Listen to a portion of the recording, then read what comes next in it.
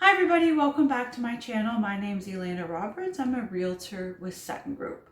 Today I want to cover the costs involved when purchasing a home.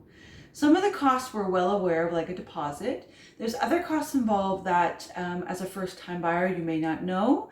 Maybe having not purchased in a while, you just have forgotten. So I'd like to cover these costs as I find people are not aware of some of them and they can kind of throw you a curveball after you've purchased the house and you're kind of getting set to organize move-in day, or you're meeting the lawyer and you're talking about closing costs.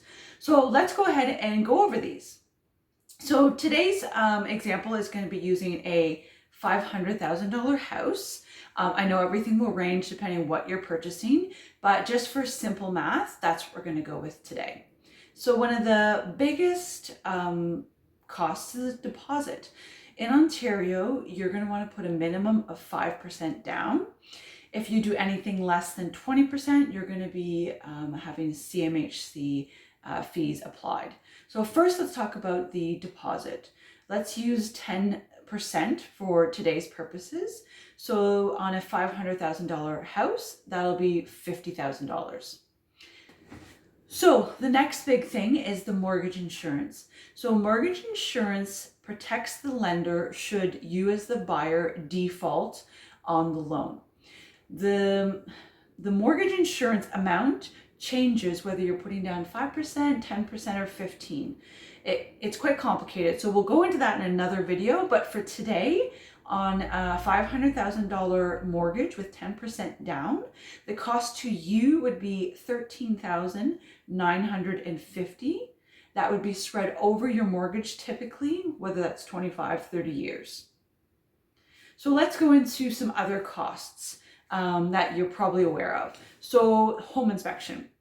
A home inspector, we don't always recommend, but if the house is older and if you can't actually ask for it in a hot market, it's hard, but if you can ask for it, it's a great tool. It tells you what the bones or the structure of the house, what condition they're in, are there any issues. You get a full report from your inspector, and this usually costs about $500.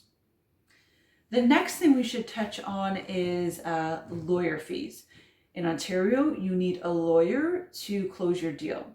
So what they're going to do is they're going to look at the property, make sure the title is good, there's no liens, encumbrances on it.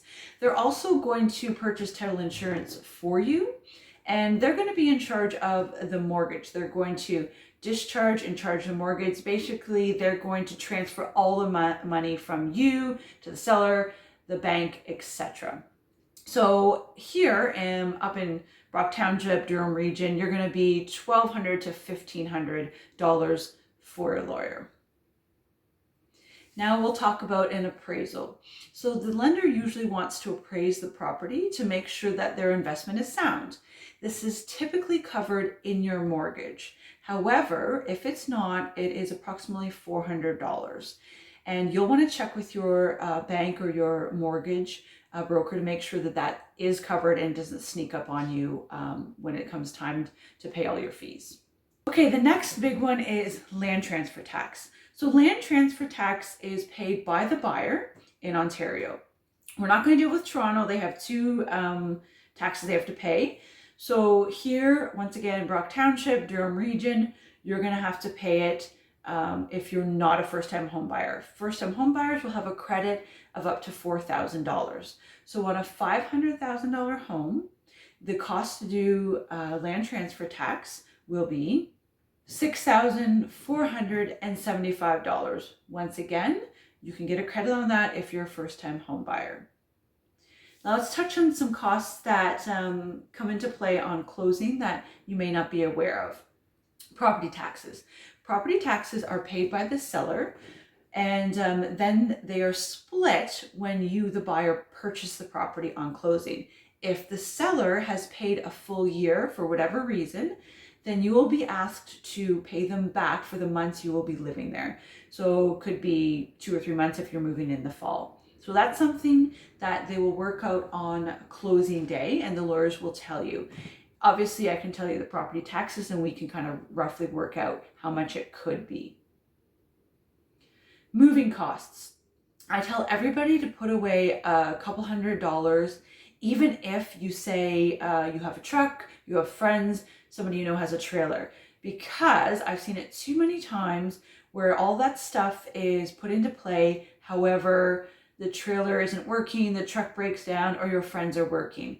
So if you're moving from house to house in one day, that's really stressful. So have some money put aside should you need to hire someone quickly or get a U-Haul trailer or whatever the case is. It'll make you feel better. Another thing would be household furniture or appliances. Let's make sure that the house comes with appliances and in their good working order so you don't have to purchase them. If you do, have that money set aside. You don't want to go out and run up your credit a week before in case your bank looks at it again and wonders why, you've spent a few $1,000s. Home insurance. You have to have home insurance if you have a mortgage. So you can't even sign the paperwork with the lawyer if you do not provide them with your home insurance information. So obviously you're going to want to have that. Everybody does. It keeps you protected, fire, etc. So roughly I would put $100 away in your head a month for that home insurance. Now there's another couple of things, hookup fees or deposits. If you're a first-time buyer, this one really can be a surprise. If you've never had your name on hydro before or gas or any of those kind of services, when you call to organize that, they don't really know you. They don't have a good standard record with you, like a credit history with you. So they may ask you to put down $200 or $300. So that can add up as well. So have that in mind and have that put away, because you will need that after you've purchased your property as you want to get organized before moving day. And the last one, which doesn't apply to everybody, is a penalty on your current mortgage. So are you selling one house to purchase another? Make sure that you're not in a fixed mortgage. And if you are, how long have you been in that mortgage?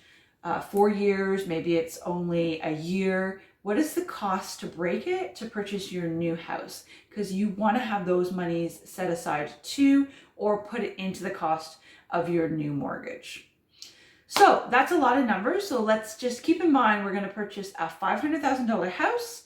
And here's the costs that you kind of want to have put away, or at least be aware of them and know that you may need to have these monies set aside. So I hope that's been helpful for you. As always, reach out if you have a question. I hope to answer that for you. Head to my website and join me next week for my next video and learn more information about buying or selling your house in Brock Township. Cheers.